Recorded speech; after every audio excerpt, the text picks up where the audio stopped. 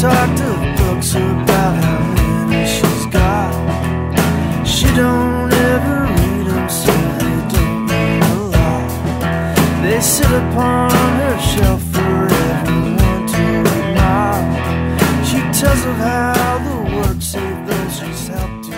I'm David Attenburg, and way back in the late 70s, I hooked up with a gentleman by the name of Paul Lecca, who was known as a producer and also songwriter, musician. His claim to fame was, at the time, Na Na Hey Hey,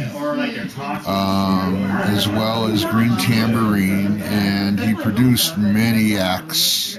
He had a very well-known studio at the time in Connecticut, and then he put me in charge. I was kind of like his assistant, and I was working on, for him, building a studio at the estate, which was its name, which was originally the Colgate Mansion from Colgate Toothpaste. And the main house was originally designed for the guests to stay in, and the carriage house and automobile house were where the studio and mix-down rooms facilities were being put in. And it was just a blast getting to work with all the musicians that would be coming up there, and as well as to the studio in Connecticut, down in Bridgeport, and got to see a lot of people record. Some of the people that I thought were very quiet and reserved ended up to be very nice and very down-to-earth, personable. Amazingly enough, there were some of the musicians that I thought were very down-to-earth and personable just by their music, turned out to be real jerks. And I think a lot of that is probably was maybe some of the problems that, or what was, the egos obviously involved. Some really big egos involved. There's a lot of tension involved. They're coming in there,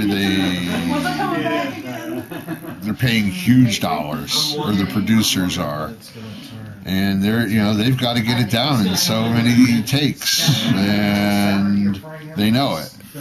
So I imagine there's a lot of pressure on their end. But it was just really, the whole process was really interesting. And unfortunately what happened was he put tons of dough into this place, and he brought up all these big record executives like Irv Azonoff from CBS, and I forget the guy that started Arista Records, and all those guys, Clive Davis.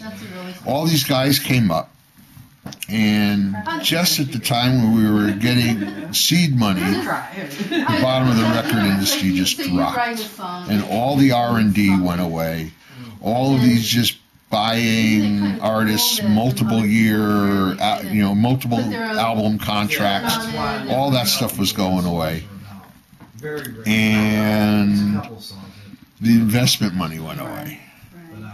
So what year was that? What sort of? 79 is when I got out of it. Who was your favourite person to work with, or favourite people that? I loved seeing like Stevie Wonder, Harry Chapin. There was a number of them that were really, really good to see. Yeah. The whole process was just what was really, really fantastic. I mean, seeing the guys from Kiss record, they were pretty good. And I got to see them at the time. Not many people got to see them out of their garb. Now, I'm sure, as you know, it's just so hard to get a big record deal. It's easier to do your own.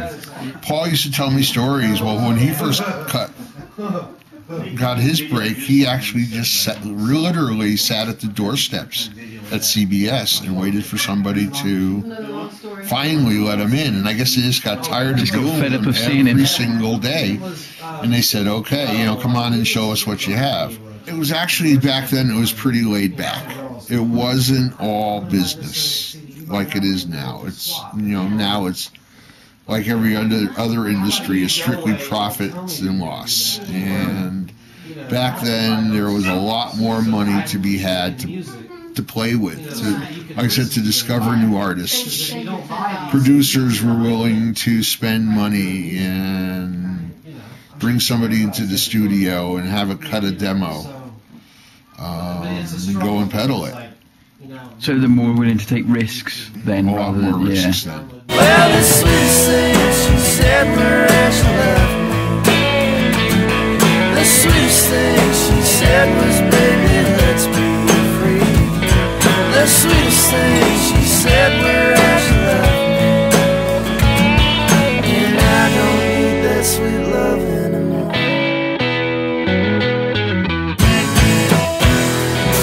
I met her in a bar where people drink to be free.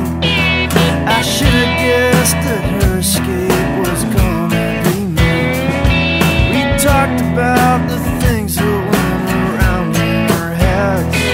She said the words but never heard what was really said. Well, she's a liar, and you can't believe a single thing she said. Yeah, she's a liar. The words she says are sugar-coated. I'm so